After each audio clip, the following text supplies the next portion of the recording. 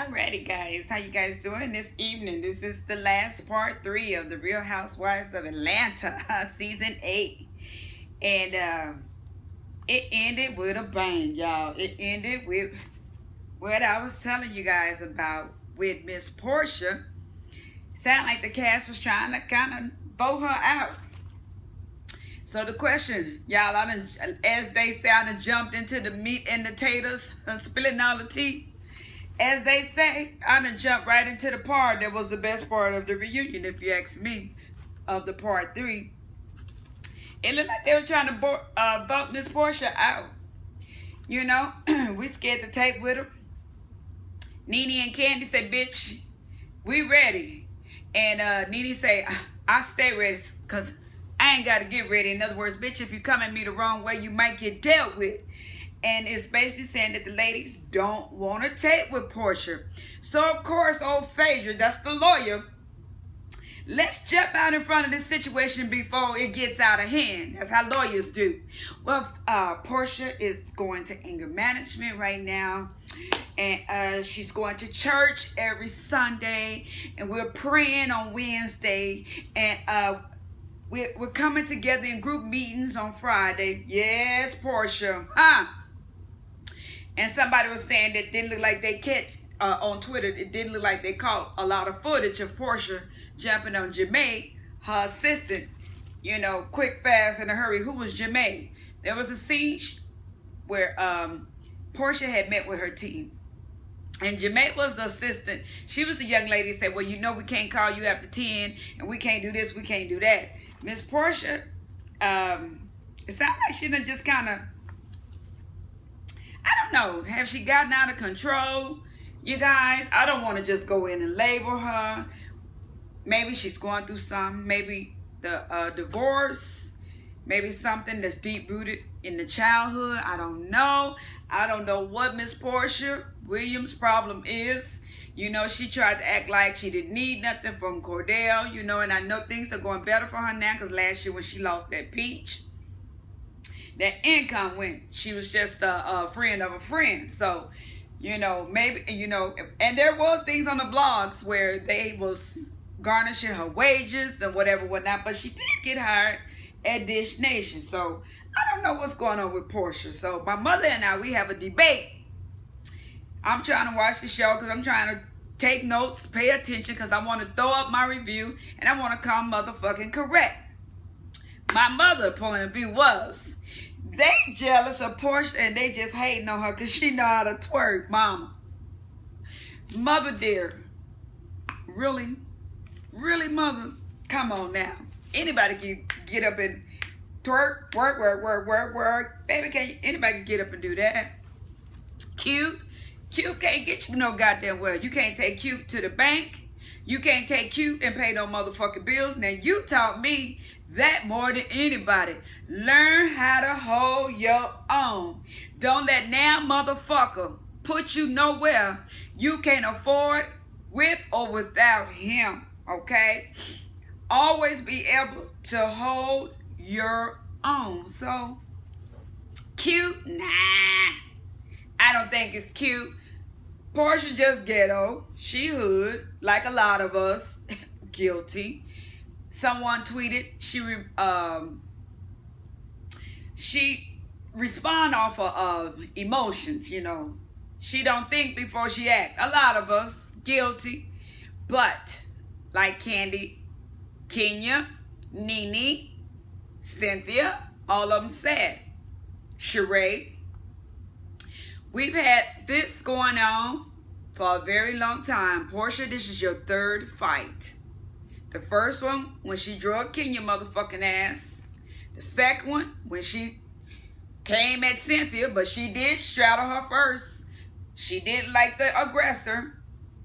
Third, I'm finna snatch this bitch. I'm tired of this bitch disrespecting me. Whoop, whoop, whoop. That's all the camera see. We don't know what the inside. We don't know what the outside. All we know is Portia is out of control. Lawyer Phaedra, I hope you can save her. But you know what, guys? I think she just lost her peach.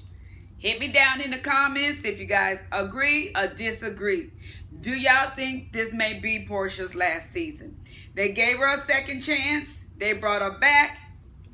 All she doing is being hooray, hooray, hoochie mama, hooray, hooray, hoochie mama. There's a time and a place.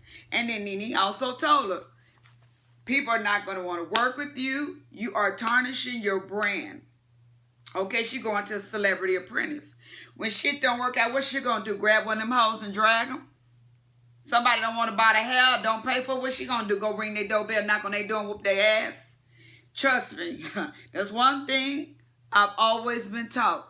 There's always somebody out there that can whoop your ass that's better than you.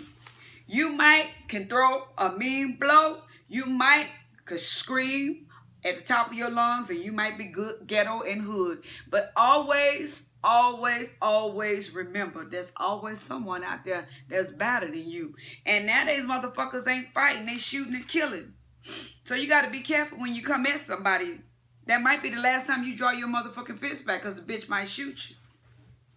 Look at Bambi them, Ambi, whoever the fuck they is, Bambi them on Love and Hip Hop Atlanta. Her and that girl, they posting pictures of guns. You know what?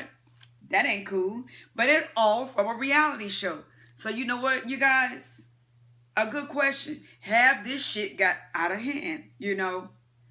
Andy, let's go on and just hit Andy. I'm just gonna hit the shit that I thought that was good. Andy was really pissed off with Kenya, and he said the gay bashing, okay? And all right, Kenya, she said she Googled Chris and Kim. Kim and Kenya do not like each other. Very relevant. When one talk, the other one rolling her eyes. When the other one speak, the other one rolling her eyes. These bitches' eyes is rolling all across this motherfucking stage. Somebody catch them bitches' eyes and put them back in their motherfucking heads. Because right about now, if I would have watched another one of their eyes roll, I would have grabbed that motherfucker and threw it back through the TV, okay? Very, very, very motherfucking relevant. They do not like each other. Okay, Andy. We're here to address shit that happened during the motherfucking season. Andy, you okay with mess, but you didn't appreciate the gay bashing. No, we don't appreciate the gay bashing. But everybody, man, on their character has been scrutinized. And everybody said that. Phaedra, everybody said it. So, Andy, why did you get so in your motherfucking feelings about the shit Kenya said? Which, don't get me wrong, I'm not condoning it. But if she Googled this motherfucker and this is what popped up, Andy, why did you come at her like that? And then you made sure she apologized, and you did it as if you were saying, bitch, if you don't apologize, you won't be back next season. I think you was kind of shady on that, Andy. But you let these motherfuckers fight, and you say you don't condone violence. But you was okay with them dragging one another across that motherfucking stage or whatever, whatnot. But when they touched home, your ass was ready to come for her motherfucking peach. I'm just saying, speaking my motherfucking opinion, that's how I felt about it. And I stand in my motherfucking word, you know. Nene arrived. She looked cute. Nice little jumpsuit she got on. It rehashes all the shit that went on. They asked Nene, what the fuck you doing back, basically? I need y'all and y'all need me. So, like I said, I think it is true that they offered her $2.5 million to return, and we will be seeing Nene next season. I think Miss Sheree will be returning, and with a peach. My motherfucking opinion, okay? Kenya, you treading on thin waters. You good for TV, but you keep a lot of shit kicked up, Kenya. I hope with you and Matt becoming one, you finding love. Because, you know, maybe it's an empty feeling in your heart without having your mother. And maybe you hurt people.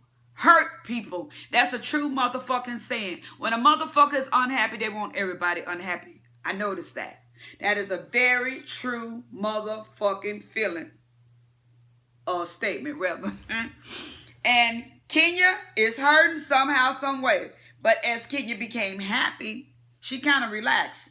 I don't know why she went at Kim Fields so motherfucking hard. I just don't know why she went at Kim. She did not. Oh, Oh, my bad, y'all. What the fuck am I talking about? I ain't even got my blonde hair. The bitch was mad because Cynthia gave Kim the motherfucking commercial. Cynthia, I don't know. You and your friendship flip-flop, and you the president, bitch, stay the president. But, bitch, you need to learn how to stand in your motherfucking words. I'm sorry. Phaedra, Candy, and Todd owned your ass. Real talk, as you say, you let Candy know, bitch, our friendship is over. Real talk, that's what you kept saying. Candy, it's over. Take with that bitch, keep it moving. She do not like you. That bitch is miserable and unhappy. Hurt people. She's hurting right now. Phaedra is in a bad space. She's mad about shit that went on. She done had these 2 babies by this motherfucking he locked back up. She got to do this shit all by her motherfucking self. We can sit up and we can put this motherfucking hat on. I'm a single mama. I'm independent. I don't need nobody. Anytime you hear a bitch always, woof, woof, when she, fuck you, I don't need nobody, I'm independent, that's the shit that she hurting about, okay? A motherfucker speak what's on their heart. This some real talk right motherfucking now. And this coming straight from my goddamn heart. We want to try to put it out there so people don't think what's wrong with us. Hey, we human. We make mistakes. We all go through. And you know what, Andy? And it is a great show. Self-control, Portia, that's all I say. The violence needs to stop. 3 strikes, you out. Bitch, you done. I'm sorry. 3 strikes, you out. Too many fights. We want to be able to come together and watch the Housewives of Atlanta like we do. Beverly Hills Billies or the Housewives or the Beverly, whoever the fuck they is of LA. The Housewives of Hollywood and all the rest of them. We want to be able to watch the Housewives of Atlanta. In other words, we want to be able to watch the women of color come together without being so ghetto and so hood. I love the show. Love and Hip Hop Atlanta is for the fighting. And yes, I like to see the motherfucking fighting because the first thing I always say, punch that bitch, hit that bitch. I don't mean it. It just sounds good. Because one thing about restraint, I have to restrain myself every day of my motherfucking life on that job of mine. You have to learn self-control. And these people in life, when they see they can push your button and they see what makes you mad and what gets under your skin, not only on the job, but in everyday life, when a motherfucker can see what gets up under your skin, they take it and they run with it. So you know what? Sometimes we bear it all, but we don't bear it all, okay?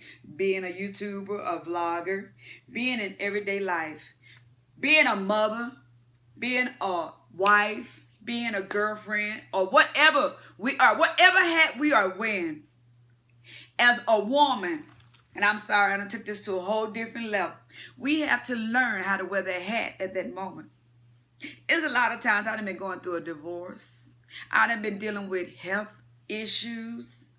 I've been dealing with my mother or somebody really close, my children, my grandmother being very ill.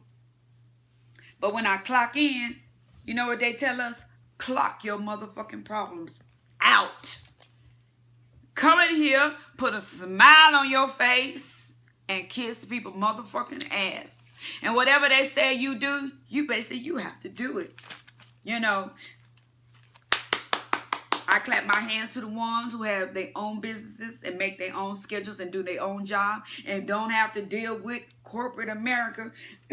But for the ones of us that do, which is probably 90% of my audience, we have to jump to there too. But being a mother, a wife, a girlfriend, or whatever your title may be, you have to learn how you can ride to work with these motherfuckers and cuss them out the entire ride. But when you get out that car, and a lot of women don't know how to do it, you got to get out of that car, come in that job, and leave your problems and your worries behind. And that's why I watch Joel Osteen so much. He keeps me inspired. Yes, He keeps me encouraged. There's a lot of things that I could just flip the fuck out, get on here, holler, scream, fuck you, bitch, and woo, woo, woo, woo, woo. But you know what? It's called restraint. It's called not giving a motherfucker my power, nor my energy. I'm good. I'm good. I'm good. And do like Kim, click that motherfucker off and just wow the fuck out. But as a woman, as anybody, and I got men too, we have to learn how to wear them motherfucking hats and wear them well. Let me get back and finish up this motherfucking review. The Housewives of Atlanta, I'm glad. Great season. Great season, ladies. You did the best you can. And everybody was saying, I don't see what Nene do. Nene ain't shit. Nene good for TV too. I don't care for Nene. But you know what? Nene good for motherfucking ratings and TV. We need Nene Leakes back. We need Nene. We need Kenya. Candy, if she can get over that motherfucking baby and that husband. Because I think it seems like she may just fucking walk away. Because it ain't like she need the Housewives of Atlanta. Cynthia need the Housewives of Atlanta. She got some little spinoff or some little acting role. But Cynthia talked to Nene Leakes. She can let you know that shit is not always guaranteed. Come to where you get a motherfucking check. Cherie, she's showing y'all. With the Housewives of Atlanta, I was doing great. Without them, I couldn't even finish Chateau Cherie. She wants to come back because she wants that motherfucking money, and I ain't mad at you. If I could get paid 6 figures to meet, have lunch, go on motherfucking vacations, and get along with a motherfucker without putting my hands on him, hey, I would do it. Quick, fast, in a hurry. Bitch, if I had to tie both of my hands behind my back, I would be there. Let me get the fuck up off this camera, y'all. I enjoyed it, enjoyed it, enjoyed it. You guys have a lucky motherfucking day. Thanks for watching me and my season 8 of the Housewives of Atlanta. I will be tuning in for the Love and Hip Hop Atlanta that start tomorrow. Woo! Dab on that ass. Woo! Dab on that ass. And I'll see y'all in the next video.